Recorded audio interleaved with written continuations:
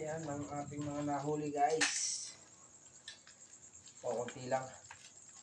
Konti lang yung ating nahuli guys.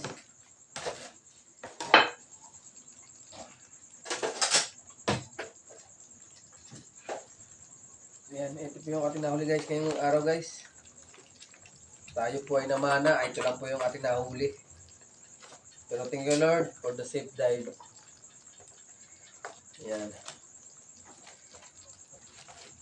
Masag po talaga yung napakarami.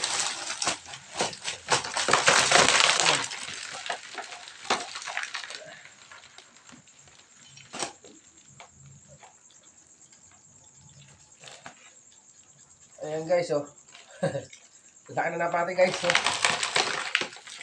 Ay, nasigit siya, oh. Hindi na tama niya, eh. Ayan, oh. Ayan guys, ayan ang nahal ko guys. Isang blazing na naman guys. Siguro guys, mga kulang 1 kilo guys. May kasama pa yan guys, ito pa. Ayan. At siyempre, hindi mawala yung mga ano natin. At yung kumutay ng paksiwin guys.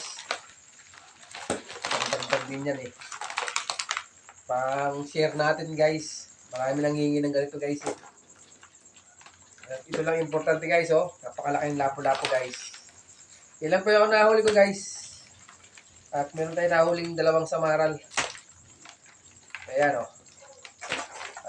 Blessing na rin po yan guys. At meron na naman po tayong ibibigay sa ating sa aking anak at sa kaibigan ko. Itong animasag guys, bibigay natin yan. Tsaka itong mga pang-paksiw.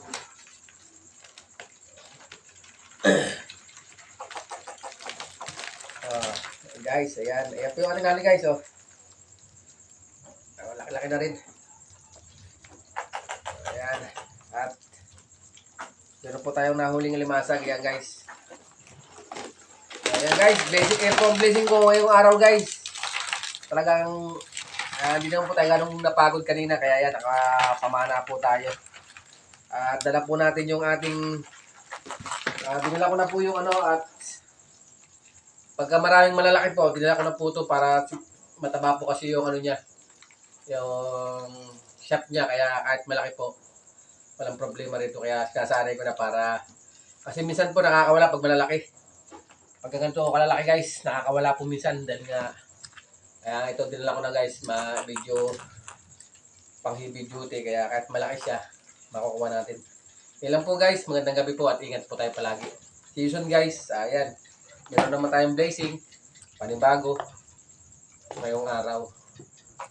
Ayan, happy Monday po sa ating lahat at ingat po tayo palagi.